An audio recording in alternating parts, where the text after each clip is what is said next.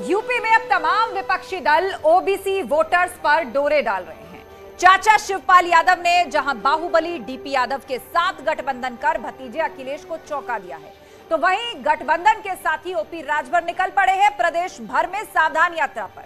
उनका दावा है कि दलित और अति पिछड़ों की मोर्चाबंदी और लामबंदी के लिए यूपी से बिहार तक वो सावधान यात्रा निकालेंगे और वोटर्स को जातिगत जनगणना के लिए सावधान करेंगे। वहीं अपना दल के की अध्यक्ष कृष्णा पटेल ने आज बिहार के सीएम नीतीश कुमार से दिल्ली में मुलाकात की। हालांकि इसे शिष्टाचार भेंट बताया गया, लेकिन लोकसभा चुनावों के सियासी समीकरण को देखते हुए इस मुलाकात को काफी अहम माना जा रहा है। वहीं आजम खान और उनके बेटे अब्दुल्ला आजम ने अपने गनर्स को वापस लौटा दिया। कहीं दोनों को अपने राज फाश होने का डर तो नहीं, इसी पर आज की डिबेट। लेकिन पहले देखिए ये रिपोर्ट।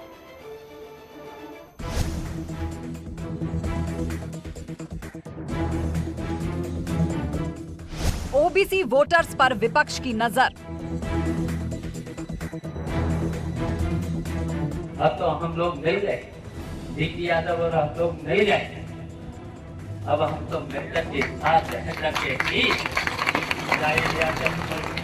जागरण दर्शन का मामला हो, चाहे कोई यहाँ चुनाव हो, चाहे लोकसभा का चुनाव हो, चाहे विधानसभा का चुनाव हो, हम लोग मिलकर के पूरे उत्तर प्रदेश का चुनाव लड़ने का करते हैं। चाचा की अखिलेश को खुली चुनौती।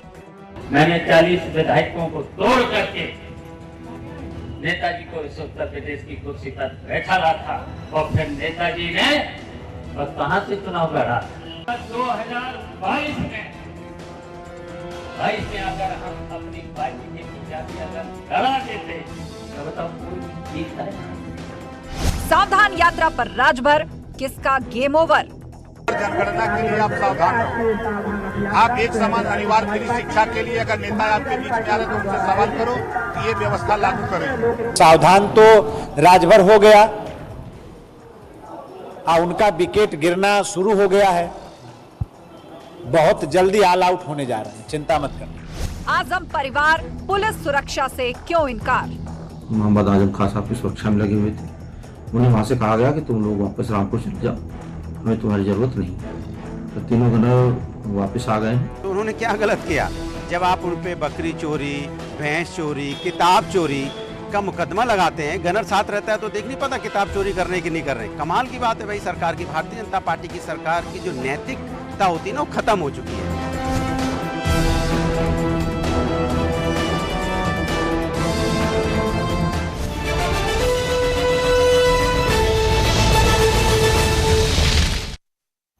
और चर्चा के लिए गेस्ट पैनल हमारे साथ जुड़ चुका है। बीजेपी प्रवक्ता आलोक अवस्थी हमारे साथ जुड़ गए हैं, समाजवादी पार्टी के प्रवक्ता अनुराग भदौरिया हमारे साथ जुड़ चुके हैं, अरविंद कुमार यादव पीएसपीएल प्रवक्ता हमारे साथ हैं और थोड़ी देर में सुभाषपा के प्रवक्ता सुनील करकवंशी भी हमारे साथ होंगे। तो चलिए इससे पहले विस्तार से चर्चा की शुरुआत करें। आप सभी मेहमानों का स्वागत है। 30 सेकंड में आप सभी के ओपनिंग रिमार्क। सबसे पहले आलोक अवस्थी जी, 2024 के लिए जो सियासी गोलबंदी समीकरण और वोटर्स को रुझाने का प्रयास है, ओबीसी वोटर्स पे फोकस करके चल रही हैं, खासतौर पर वो पार्टियां जो कि सहयोगी दलों के रूप में गठबंधन के साथ जुड़ी और अब अलग होकर अपने अपने तरीके से ओबीसी वोटर्स को रिझा रही हैं 2024 के लिए। कितनी बड़ी चुनौती इसे मानते हैं? 30 सेकंड।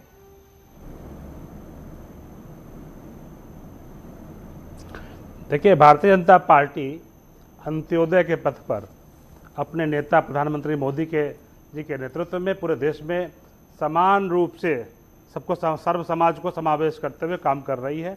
गरीब नारायण की सेवा, यही हमारा ध्येय है। अंत्योदय और एकात्म मानववाद की अवधारणा हमारी मूल अवधारणा है। समाज के अंतिम छोर पर खड़े व्यक्ति का जीवन स्तर कैसे सुधारा जाए, हम उस पर बढ़ रहे हैं और लगातार हम उसके बीच में काम कर रहे हैं। और जिनको जातिवाद फैलाना है वो जाति में उलझी रहे हैं।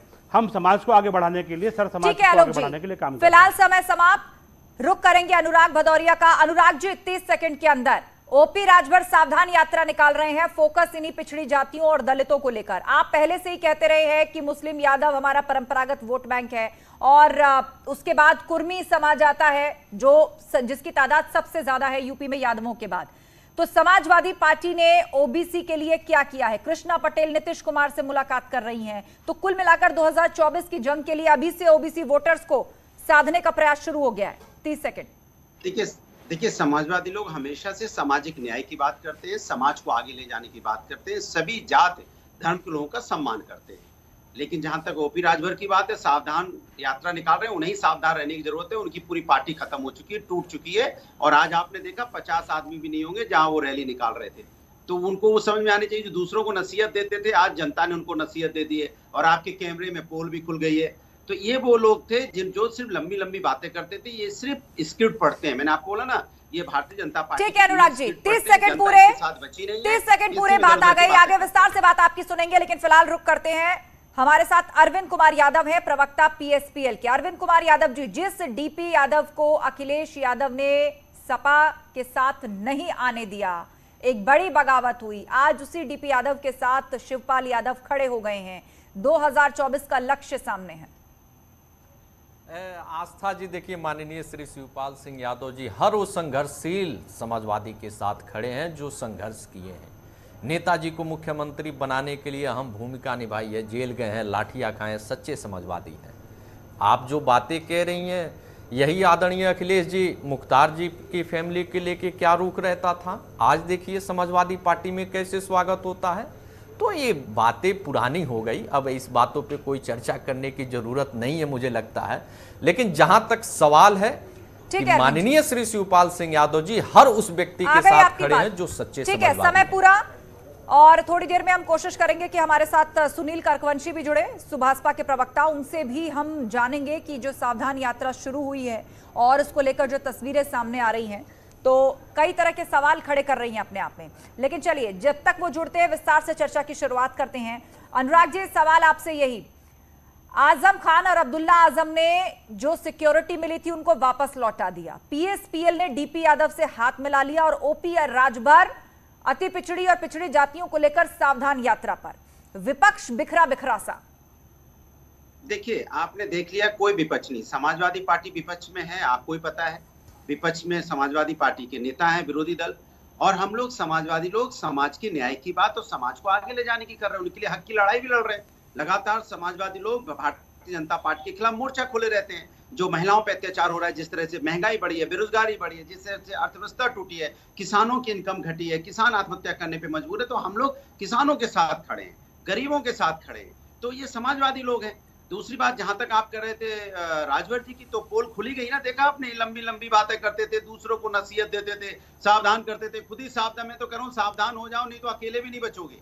जो हालत उनकी आपने देखी, 50 आदमी उनके साथ नहीं बचे हैं, और दूसरों को नसीहत देते थे सुबह से लेकर शाम तक। तो ये हालत होती है जब नेता अपने आप भूल जाता है, ये भूल जाता है कि उसको सम्मान किसने दिया, किस तरह का सम्मान मिला, तो उसकी पोल खुल जाती है, जैसे पोल खुली।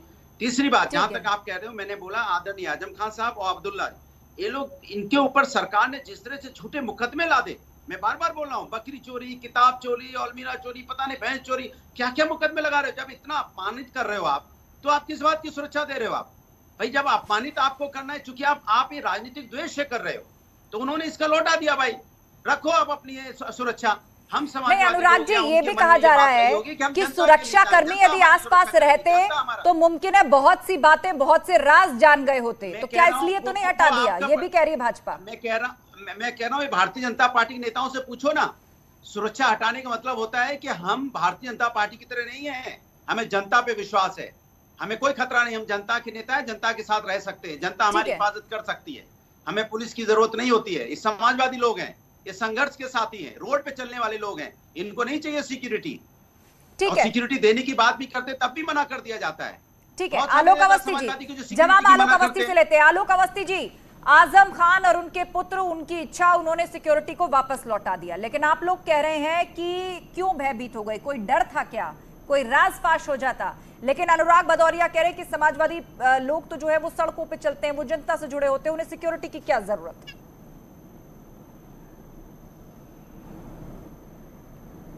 देखिए, मैं अनुराग भदौरिया की बात पर ही आगे बढ़ता हूं कि उन्हें सिक्योरिटी की क्या ज़रूरत।